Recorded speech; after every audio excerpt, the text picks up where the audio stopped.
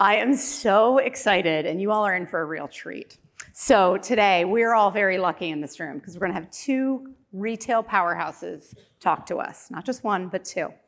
Stacy's more than a moderator. So first, we are going to have Winnie Park, the CEO of Forever 21, and we are going to have Stacy Berns, who is founder of the Z Suite, which is a Gen Z network. You likely saw the roundtables if you could get into the room because they were standing room only. And she's also the founder of Berns Communications and the Retail Influencer Network. So the conversation that Winnie and Stacy are going to have today is really rooted in authenticity. It is really, really wonderful to see how Forever 21 has not only been embracing their customers' habits in really meaningful and authentic ways, but how they have been able to activate those customers. So please help me welcome both Winnie and Stacy to the stage.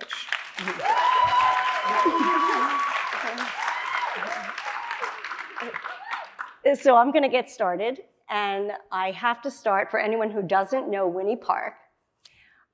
She is a very special CEO, and I'm just going to tell you what I love and admire most about Winnie every single time I see her. So last year, she spoke at our Retail Influencer CEO event, all around Gen Z. And while most of our speakers, like Winnie, they came, they took pictures at the step and repeat, they spoke, and they left, Winnie sat in the back of the room the entire day, listening to every single Gen Z panel. And then during lunch, instead of sitting with the other brand leaders, she sat with all of our Gen Z students. Then I saw her do it again at the NRF. We spoke together at the French Founders event. And basically, after we spoke, there were lined up brand leaders to speak to Winnie, but she went right over to the students and she spent the entire day speaking to them. So just a half hour ago, we went into the speaker's lounge and I wanted to prep Winnie, tell her what I was going to speak about today. And she marched right over to my Z Suite, sitting there having lunch. And she said, Stacy, I need to speak to these people. I'll speak to you right before we go on. And she asked them lots of questions about what they're into, what they're wearing, where they bought their clothes. And this is Winnie's superpower.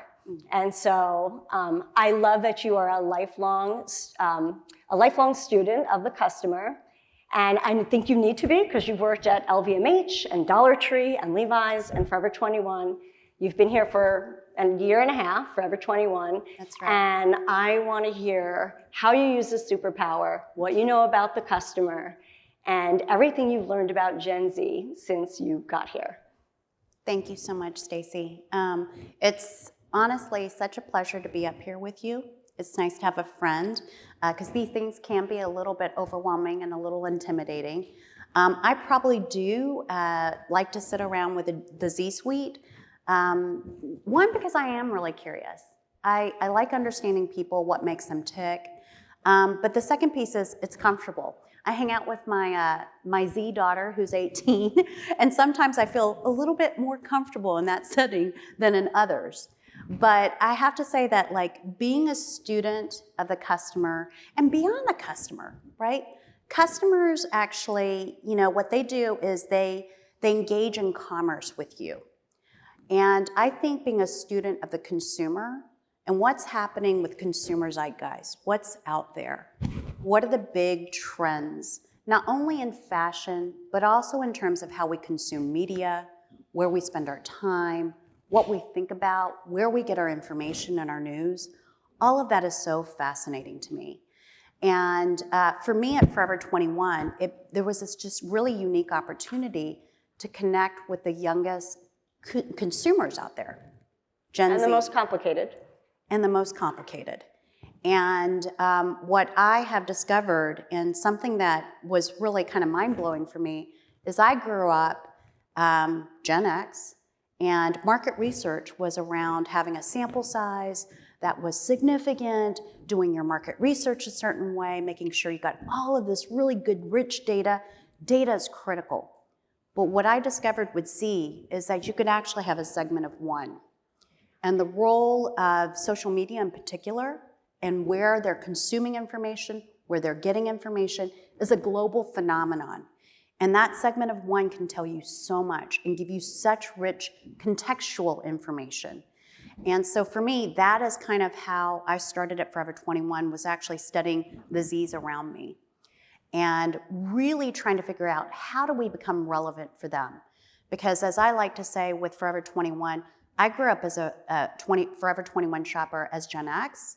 We also grew up with the millennials. I think a lot of people's best memories of being 12 and buying their first going out outfit was at Forever 21. And going to the mall with your girlfriends, all of that great stuff. And it's an emotional connection. But with Z, it is so different. So how do you connect? How do you show up authentically? And that's where I've spent a lot of time studying. And you've given me such great opportunities to do that. Well, we're at, I think, the biggest marketing conference in our industry. And Gen Z hates to be marketed to. Yes. So I think that's really interesting. And I think you've done an amazing job in the first year and a half, really meeting them where they are. So I would love for you to tell us some of what you've been doing. And I think you have a slide presentation. I do. A short one. I do. And before I go to the slide presentation, let me just talk to you guys about this notion of meeting them where they are. I think, and again, segment of one, talking to a lot of the Gen Z folks, they don't want to be marketed to. And I think I figured out when my daughter Annabelle was really young, and she was watching YouTube tutorials on how to put on makeup. Like literally, I think she was like 10 years old. And she was like, oh my gosh, this person has a corporate sponsorship. I can tell.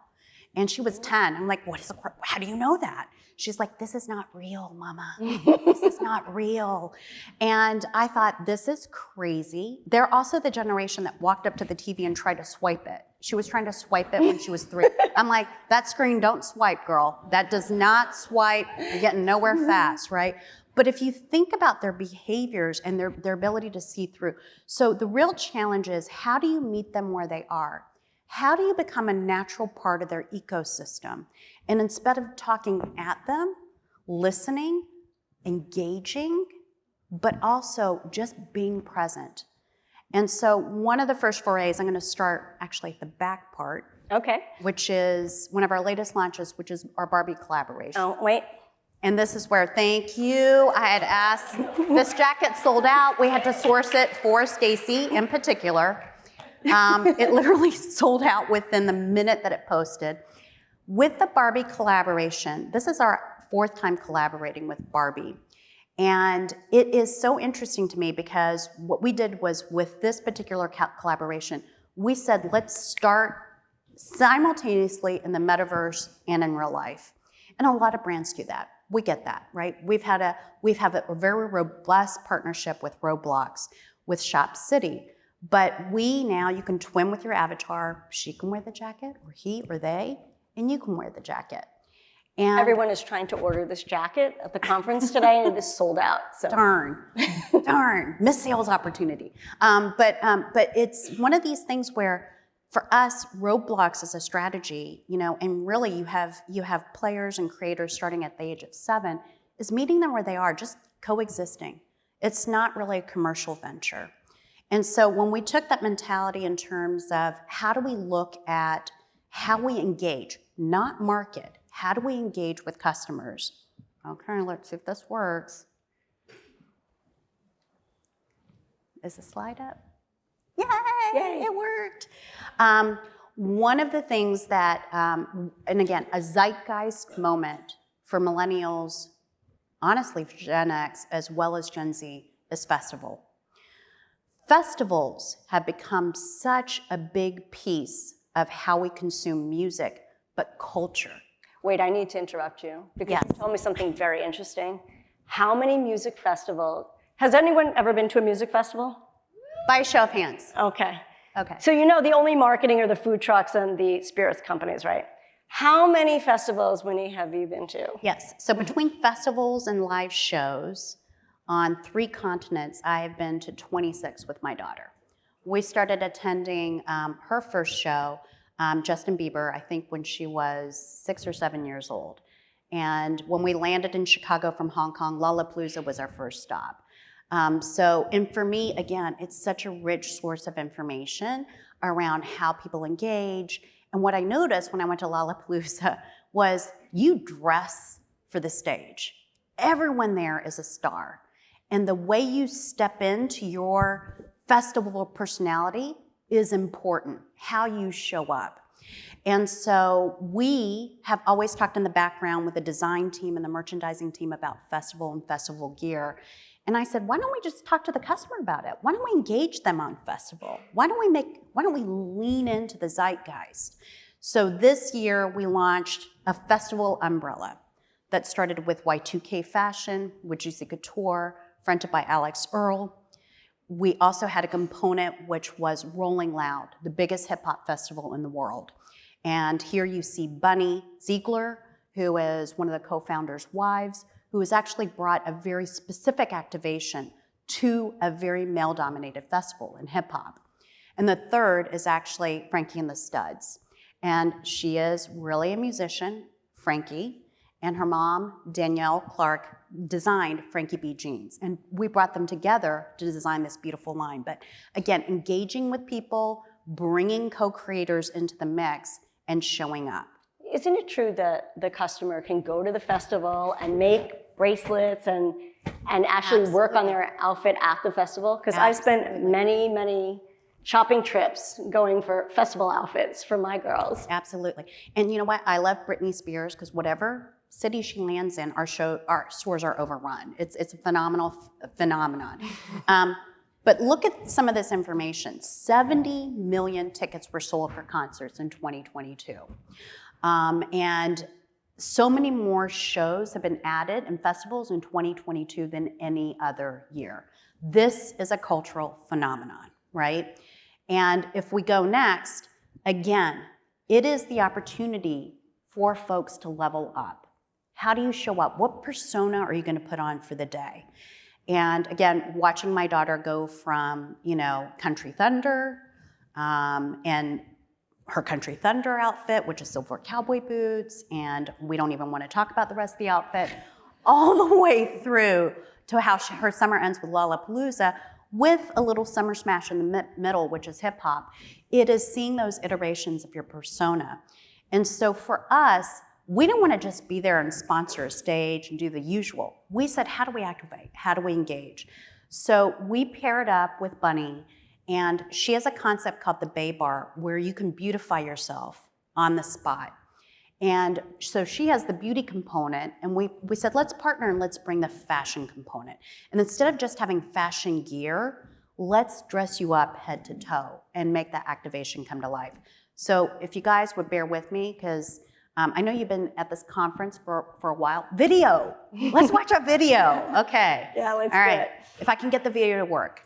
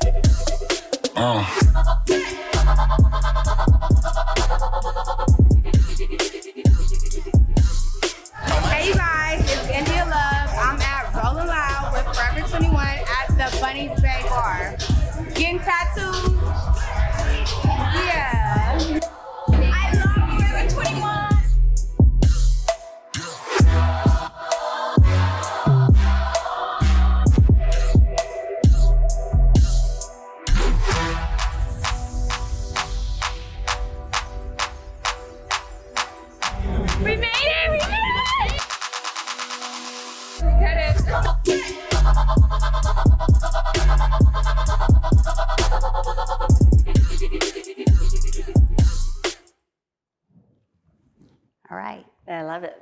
Thank you.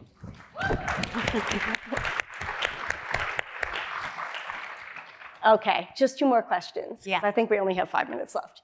I want to talk about TikTok because I've been in a few Gen Z sessions, and they told me they do not use Instagram anymore. But they do use TikTok as research to figure out how a brand shows up. They want to see all of the reviews, and I want to understand better how you show up. I know you do a lot of great things on TikTok. I always get the notifications. So talk a little bit about TikTok, how you choose your influencers, and then we'll go to what's next. Yes, so I think it's one of those things, TikTok's a tough one because you want to show up authentically. Mm-hmm. So this whole notion of paid, of micro, nano, like all these levels, it's about finding that right rhythm between who and where you engage on payment versus how you show up naturally. And so for us, I think some of the best TikTok content we've got out there is actually from our stores because they have a passion both for the customer and the product. My Times Square team is here. Please visit. They'd love to have you as a guest. But some of it comes from our own associates. And I would also say from the network of folks who are passionate about Forever 21, right? But what amazes me about TikTok, especially with Gen Z, is that for my daughter and for a lot of our friends, it is a primary channel not only for news and information. I now eat only TikTok foods. So if we didn't find the recipe on TikTok for how to make like a cheese ramen situation, then we haven't really eaten. But it is so interesting how much generates off that platform. Have you made the feta pasta? You know the feta pasta? I have made the feta pasta, and I remember there was a run on feta at the time. Yes. Right? There was that feta shortage. Yes. Isn't that crazy and remarkable? But it's interesting to watch her media consumption because she goes from snapping to FaceTime, live engagement, no text. Insta are those frozen moments, but like TikTok is that thing in terms of really news and how you get information. Yeah. And of course, posting like some dumb dance. And no email. They don't reply to email, right? Oh, no. No emails from Forever 21. No. They have to when they enter the workforce, though.